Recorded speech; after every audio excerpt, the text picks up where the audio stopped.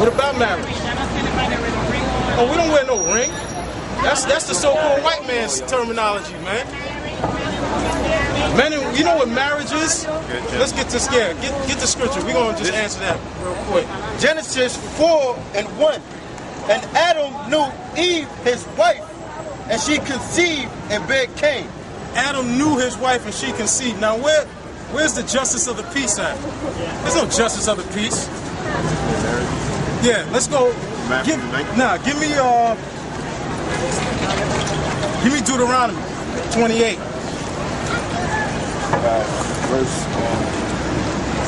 Give me Deuteronomy 28. No, I'm sorry. Not Deuteronomy 28. Deuteronomy 22. I'll read this for you. Yeah, read it. This is the Bible dictionary, and this is marriage, okay? It says marriage. What's marriage? Let's see what it is. Right, here we go. This is marriage. It says, is an intimate personal union to which a man and a woman consent, consummated and continuously nourished by sexual intercourse. Did it say justice of the peace? It says, in which a man and a woman consent, consummated and continuously nourished by sexual intercourse. Well, where's the justice of the peace at, though, man? Where's the ring at? That's that ring, that whole thing, getting down on one knee in the ring. That's all demonic, man. That ain't talking. That scripture don't talk about that, man. What? Excuse me. So you're saying you have sex with someone that's married, so you're supposed to have sex with several people? Nah, we're going to read it for you right here. This is Deuteronomy 22:28. If a man found a damsel that is a virgin, which have not been betrothed. Now the word virgin there is what? Bathwala. Now you got to know Hebrew. The word bathwala there means what? An untouched woman. All right? And now you're going to run. Untouched woman starting from the age of 12 and up when she can have a period. But now I'm going to say this. In this society, I'm not even going to deal with a woman who's 21 years old. Yes, sir. All right? You don't even know enough yet. All right? But in the eyes of the Heavenly Father, in a righteous society, what you would do, a man would give his daughter to a man who's a man of the Lord and say, here you go. This is my daughter. And he's going to take that daughter, do what he does, and then he's going to have his own family, man. Simple as that. All this going to the justice of the peace and all this marriage, this madness, putting a ring on your finger, divorce court and all that garbage. That's madness. Let's read what the Lord say. Right.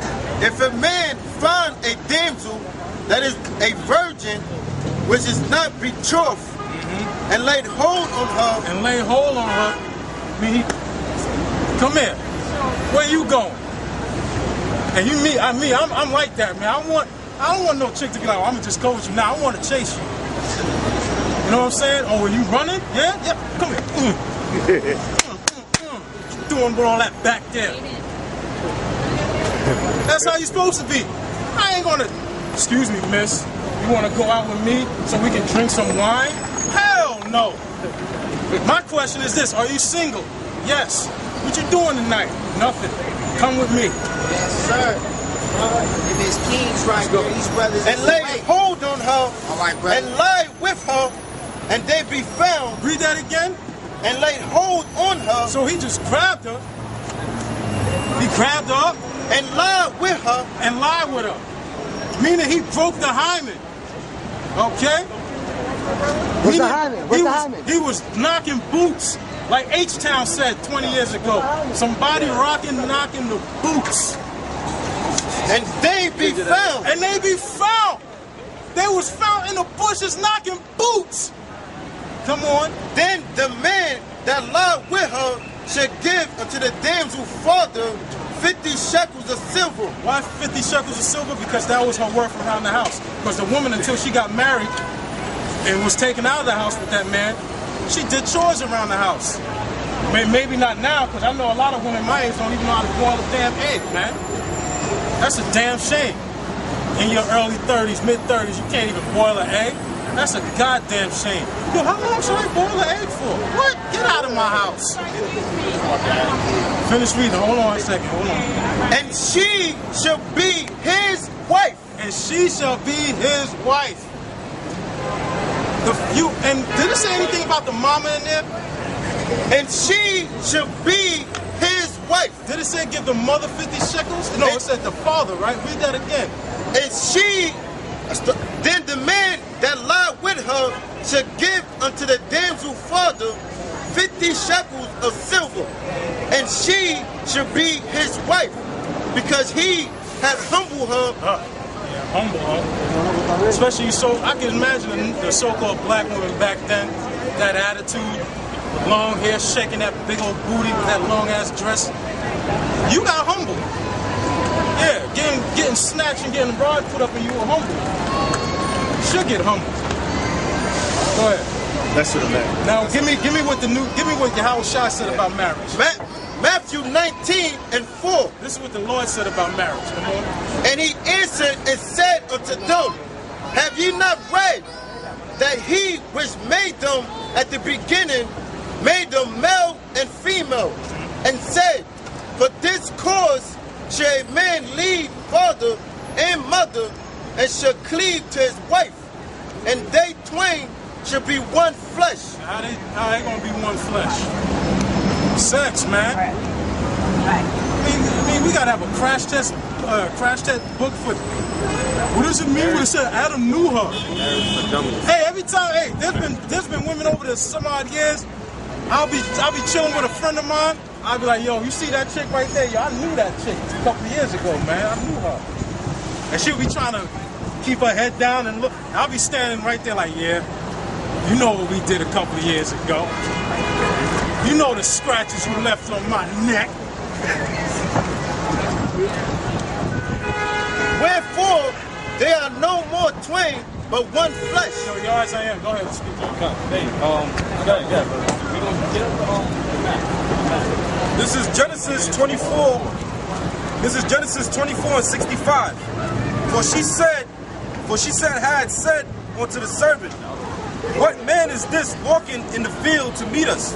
And the servant had said, it is my master. Therefore she took a veil and covered herself. And the servant told Isaac all things that he had done. And Isaac brought her into his mother's tent. So let me read that part again. It says, and Isaac brought her into his mother Sarah's tent, and took Rebekah, and she became his wife. Right, now that was back in the time of Isaac and Rebekah, which Isaac was the progenitor of this man who begot these tribes, which is Jacob. His name was changed to Israel. And the other, by the name of Esau, who is the so-called white man, who begot all these so-called white people. Now, back in that time, it was different. In the ancient world, women knew their place. Rebekah knew her place. She called Isaac Lord, right? And she recognized him as a master. But you don't got that in these days, all right? You got a bunch of disorderly, all right, women that think they're above men. But it says what? You took her where? He said, and Isaac brought her into his mother Sarah's tent, Right? and took Rebekah, Right. and she became his wife. What do you think they did when he took her into the tent?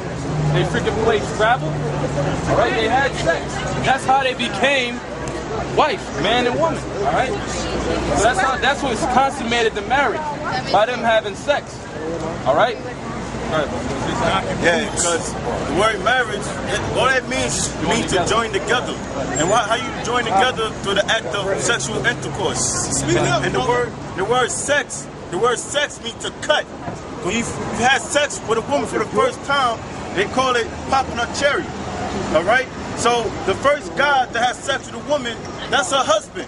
The word husband means planter. And what do the man plant into the woman? His seed. What's his seed? His sperm. Then he impregnate her. But what happened if that egg don't impregnate? The egg, she have a menstrual cycle because the egg wasn't fertilized. All right? That's right, brother.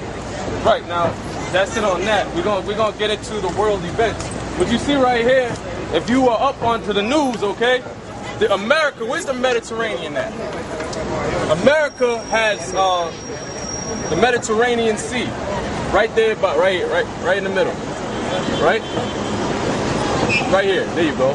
Okay. America got warships over there in the Mediterranean Sea. I think they had 3, and then they sent the 4th one. All right. Because why? They're planning on going into Syria, which is going to spark off Iran, Russia, who are actually allies to this continent, or excuse me, not continent, this country is Syria. So what you got? Give me what is it? Micah or Malachi? My determination is to gather the nations. Because the Most High is gathering together those forces throughout the world for this third world's war, man. All right? Go ahead. Zephaniah 3:8. Therefore wait ye upon me, saith the Lord, until the day that I rise up to the prey. Right, so the Lord said we must wait upon him, okay? Because in this time and age, okay, you got a lot of things that'll make you angry if you're in the right spirit. Like homosexuality and lesbians and transgenders, okay? We can't just go out and execute the law according to the Bible. We have to wait until that time comes, okay? So this is what the Lord's doing in the process, all right? Go ahead.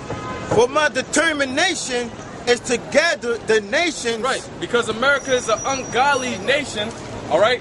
And it's making enemies throughout the whole world, all right? It puts its nose in everybody else's business, all right, and try to govern them with their own philosophies and their own, diplomacies and ways of government. So the Lord said his determination, this is what the Lord is about to do. This is his goal. All right? Go ahead.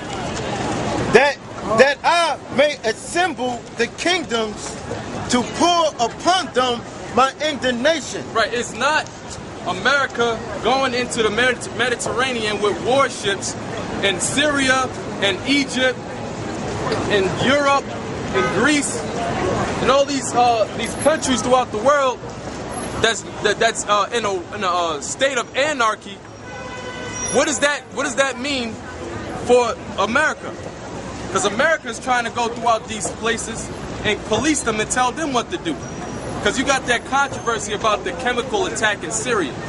Well, rude awakening news to your disappointment is one of your biggest allies, all right, is not going to come with you in Syria, all right? Britain, the British is not coming. The British are not coming. Okay, and that's also in the scriptures where it says, get that, where it says, your mother shall be, Jeremiah. I got something. Go ahead, brother. This is 2nd Ezra, chapter 15, verse 1.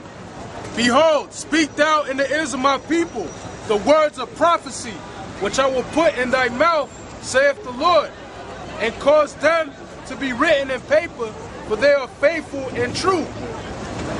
Fear not the imaginations against thee, let not the incredulity of them trouble thee that speak against thee. Right, because we out here speaking the words of Yahweh Bashim Yahushai in this book, which is called the Bible, okay, which is the word of the Heavenly Father. All right, and the Lord said, go out here and speak his words unto the Negroes, Latinos, Native Americans, the Israelites.